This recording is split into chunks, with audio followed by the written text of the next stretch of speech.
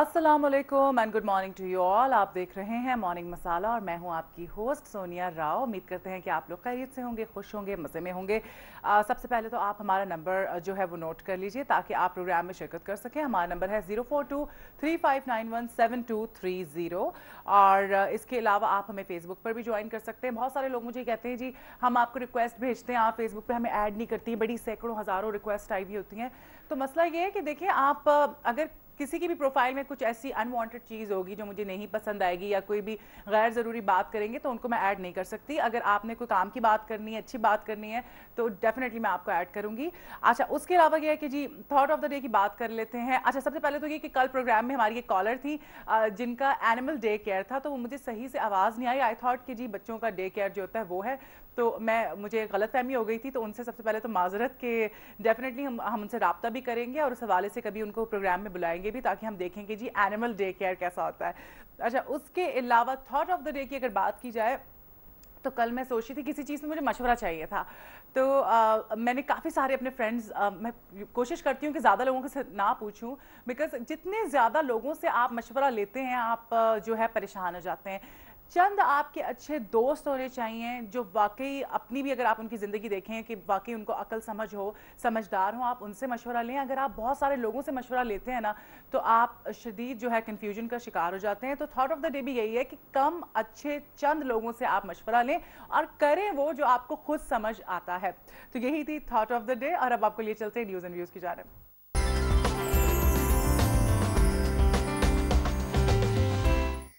Ji, news and views में सबसे पहले आपके साथ हम शेयर करेंगे अहम खबरें यानी कि हेडलाइंस। और हेडलाइंस कुछ इस तरह से हैं कि वज़ीर आज़म यूसुफ रज़ा गिलानी साहब का ये कहना है कि मिड टर्म इलेक्शन नहीं होंगे, मुतालबा जो है वो मुल्क तोड़ने की साजिश है।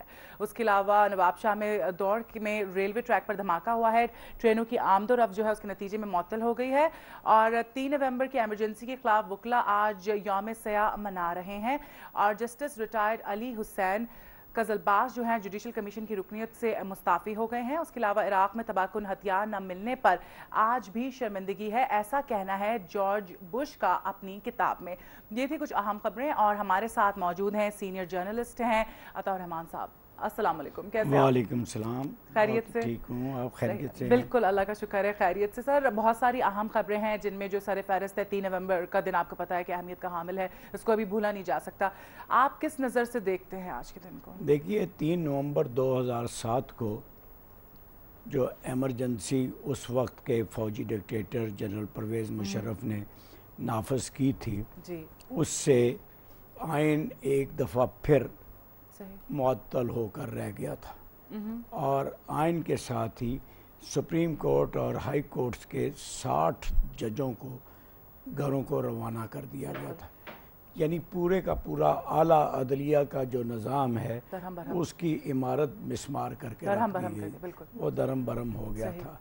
और ये इतना बड़ा वाक़या था और ये एक फ़ौजी डिक्टेटर ने महज इसलिए किया कि उसको ख़दशा था कि अगर ये सुप्रीम कोर्ट बाकी रहा तो उसका जो सदारती इलेक्शन हुआ है उसे गैर आइनी करार दिया जा सकता है। तो उसने अपनी सदारत को महफूज करने के लिए मुल्क के पूरे निज़ाम अदल को ख़त्म करके रख दिया। और इस तरह 3 नवंबर 2007 को पाकिस्तान की हालिया तारीख़ के एक स्याह दिन के तौर पर मनाया जाता है।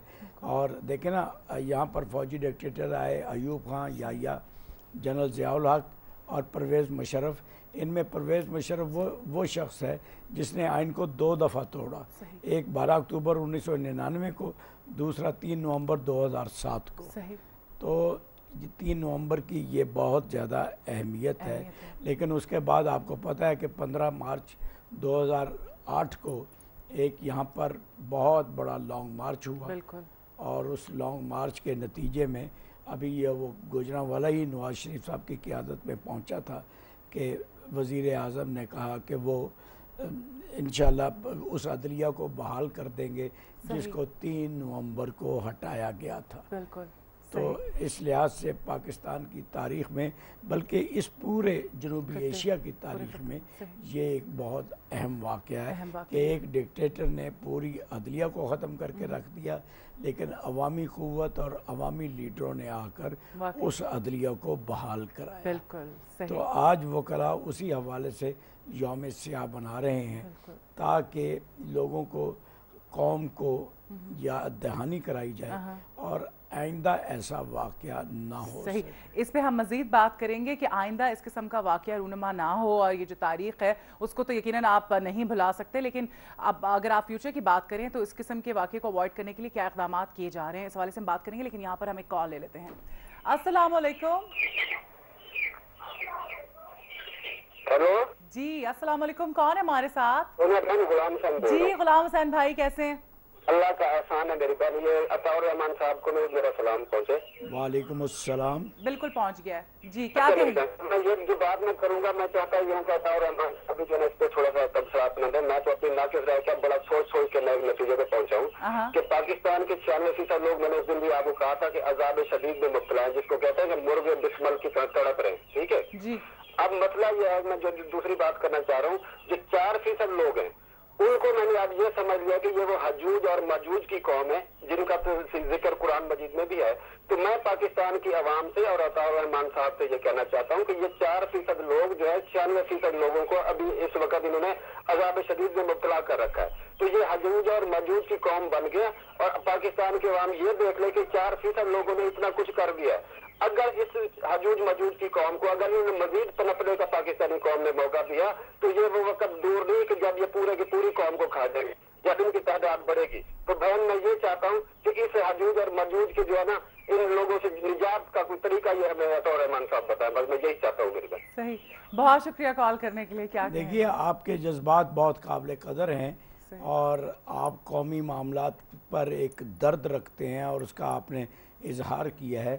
جہاں تک آپ کی اس بات کا تعلق ہے کہ یہ جو 4% لوگ ہم پر مسلط ہیں ان سے کیسے نجات حاصل کی جائے، تو ابھی ہم ذکر کر رہے تھے کہ پاکستان میں 4 فوجی ڈکٹیٹر آئے، انہوں نے 10-10، 11 اور 8-8 سالوں تک، یعنی پاکستان کی آدھی سے زیادہ تاریخ انہوں نے قبضے میں رکھی، اور ایک ایسی حکمران طبقہ پیدا کر گئے ہیں جو اپنے مفادات میں ڈوبا ہوا ہے۔ تو اس کا علاج آپ نے پوچھا ہے، میری ناقص رائے میں اس کا علاج یہ ہے کہ اس ملک میں آئین کے تحت بار بار انتخابات ہوتے رہیں، جمہوری عمل جاری رہے، اس کے نتیجے میں تطہیر کا عمل یعنی پاکی کا عمل جاری رہے گا، اور آپ جیسے ووٹر جو ہیں پھر پورے شعور کے ساتھ ایسے لوگوں کو ووٹ دیں گے جو ان اغراض میں نہیں ڈوبے ہوں گے اور ملک و ملت کے مفاد کو سامنے رکھیں گے، اور ان 95% لوگوں کی نمائندگی کریں گے جن کے بارے میں آپ نے کہا ہے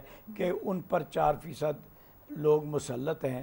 تو آپ ووٹ دیتے وقت، بیلٹ باکس پر جاتے وقت اتنے شعور کا مظاہرہ کریں جتنے شعور کا آپ نے یہ کال کرتے وقت مظاہرہ کیا ہے، تو انشاءاللہ امید ہے پاکستان کے حالات بہتر ہوتے رہیں۔ بالکل آپ نے درست کہا۔ اچھا مجھے بتائیں، 3 نومبر کے حوالے سے بات ہو رہی تھی، تو جو ہونا تھا وہ ہو گیا، آئندہ اس قسم کی کوئی بات نہ ہو اس کے لیے کیا اقدامات کیے جا رہے ہیں؟ دیکھیے، آئندہ اس قسم کی بات نہ ہو تو اس کے لیے جو سب سے پہلے ضروری یہ ہے کہ جو بھی ڈکٹیٹر آتا ہے، اور پاکستان میں ہمیشہ فوجی ڈکٹیٹر آئے ہیں، وہ آئین کو اکھاڑ پھینکتا ہے۔ ٹھیک ہے، آئین ایک مقدس قومی دستاویز ہے جس پر پوری قوم کا اتفاق رائے۔ بالکل ہے۔ آئین کو کبھی جو ہے، آئین کی بالادستی ہمیشہ قائم رہنی چاہیے، اور آئین کو آئندہ کسی کو اجازت نہیں دینی چاہیے کہ وہ آ کر اس سے دستبرد کرے یا اس کو معطل کرے یا اس کو کسی سرد خانے میں پھینک دے۔ اور آئین میں اس کا علاج تجویز کیا گیا ہے، اور وہ علاج تجویز یہ کیا گیا ہے کہ جو بھی آئین کو ڈسرپٹ کرے گا وہ یوسرپر یا باغی ہوگا، اور باغی کی سزا آپ کو پتہ ہے موت ہوتی ہے۔ تو ایک دفعہ جس طرح برطانوی قوم نے کرامویل کو کبھی اس کی لاش کو قبر سے نکال کر لٹکایا تھا، اور برطانوی قوم کی جو جمہوریت ہے اور وہاں پر جو پارلیمانی عمل کا تسلسل ہے وہ یقینی ہو گیا تھا۔ تو اسی طرح اگر ہم ایک دفعہ کسی آئین کو توڑنے والے کو سزا دے دیں اور آئین کے تحت دے دیں تو پھر کسی کو دوسرے کو ہمت نہیں ہوگی. اچھا یہ اللہ کرے ایسا ہو جائے, ایسے مشکل لگتا ہے. وہی جو ابھی ہمارے یہ کالر کہہ رہے تھے کہ 4% لوگ اوپر مسلط ہیں, یہ 4% لوگوں کے اندرون ملک اور بیرون ملک نادیدہ طاقتوں کے ساتھ مفادات ملے ہوئے ہیں, لہٰذا وہ یہ کام نہیں کرنے دیتے. اور دیکھیں سپریم کورٹ نے بحال ہونے کے بعد 31 جولائی 2009 کو جو تاریخ ساز